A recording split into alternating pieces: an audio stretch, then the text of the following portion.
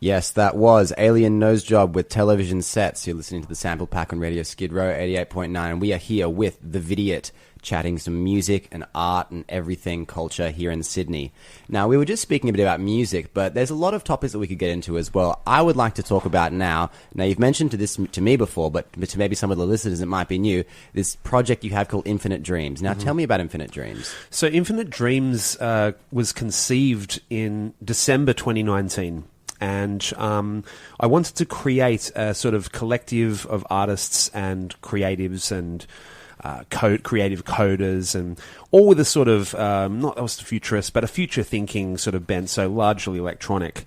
Infinite Dreams sort of has stemmed from this idea that for what keeps Sydney open is for venues, I would like Infinite Dreams to be for performing artists. So basically, especially neurodivergent or marginalised groups of our society that might not have, first of all, the ability to market themselves, or they don't do it well. And so many artists that I have encountered in the past 2 years, like by sort of developing Infinite Dreams, realising they really struggle with promoting themselves, getting gigs and stuff. So what I wanted to do is to create a sort of showcase and a champion platform to give artists the opportunity to play without the level of insane gatekeeping that a lot of institutional elements operate with, and a lot of crews. You know, you've got to know the people to get in and get a gig, and if they don't know you, people are very reluctant to take chances on people.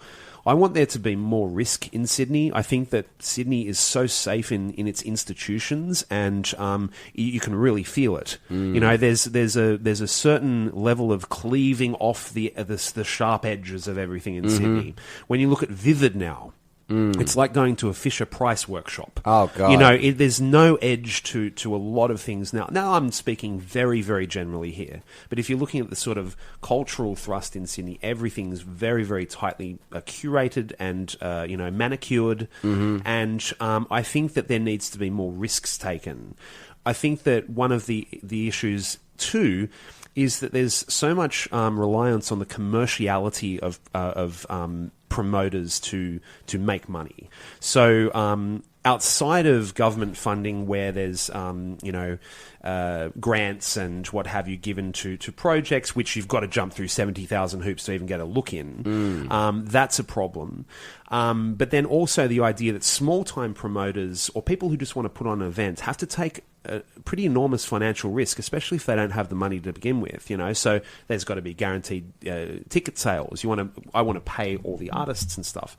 So what I want to do is for Infinite Dreams to actually be a sort of plug-and-play vehicle that business and government can actually inject funds into, and we take care of the actual events. You know, we take care of the productions and the curation, but with a much wider scope to take risks, to crack some eggs, to make some things, you know, kind of suck sometimes, you know, but like that's the way that culture gets developed is you've got to take risks. You look at Berlin. What they do in Berlin. They let anyone do anything, you know. It's like there's a level, I'm sure there's politics and stuff there, but they're much more freely accessible. If you've got something interesting to say or perform, it's not about does it fit into our charter of operations. You know, is it interesting? Is it something good? Does it say something? Is there cultural weight to it? That's all I care about. Yeah. So, yeah. I feel like that's something that Sydney really honestly needs, and I totally agree with what you're saying. Sometimes Sydney does feel a bit gate-kept in that way, or that we rely too much on certain, you know, an institution or an organization becomes, it gets a bit bigger, all of a sudden it's recognized by the government, by the state government, by the federal government, whatever, and then they become almost like the go-to every time, you know what I mean? We need something, some music, whatever, we'll go to these guys.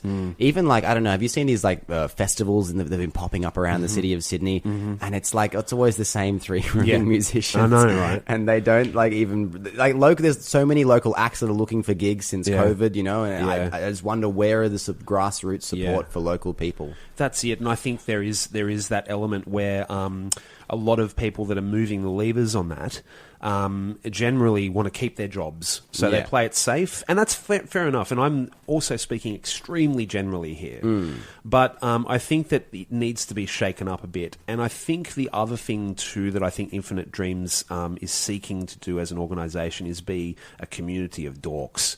I think there is this sort of, you've got to be cool, there's this coolness, and like everything has to go through this filter of like coolness. I'm not interested in that. I want dorks to kind of like get up on stage, and I want to go transcend age as well. Like I want to be able to like go, right, you're a 57-year-old guy that's never performed before, but you want to do a gig. I want age to not be a barrier as well, so not just because there is a fetishization around youth culture. Look, I'm 43, right? So I'm sort of sitting in that middle zone where I've got younger friends and older friends, and it's like, and I'm going, why doesn't everyone kind of get that sort of opportunity to do it?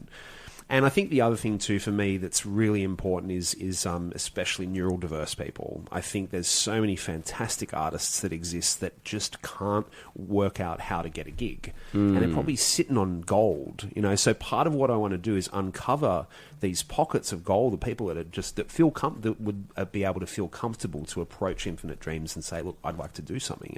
A level of custodianship and care, for people.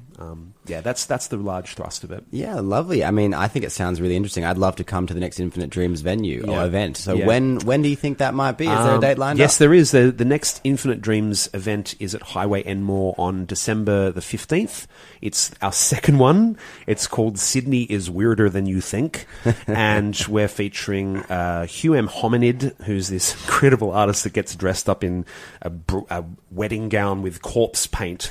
And he has about sort of 5 synthesizers, and it's like chiptune black metal.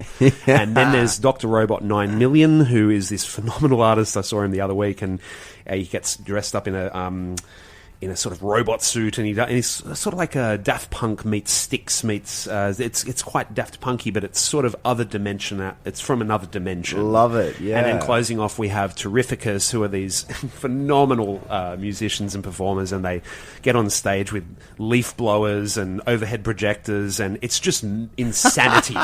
So this one is to close the year off, to just go, okay, we've done our first one earlier in the year, but this will be sort of the close off the year. And I sort of do my Vidiot thing in between acts. So I have this kind of the cornetto approach to gigs. I really don't like when you go to a gig and there's 3 acts performing. There's no MC. There's no apparatus that's actually holding it together. They sort of awkwardly go with feedback squealing. Oh, hello, we're going to play, and then there's 20 minutes of dead air. And then they've got to rebuild the energy. So the Vidiot sort of acts as like the chocolatey center in between each acts. So, yeah, love it. Yeah, that's what we do. Yeah. Yeah, so cool. And what's the date of that one? 15th of December. 15th of December. So listeners, if you're out there and you're interested in coming to this amazing sounding gig, then you better check it out. 15th of December at Highway Enmore.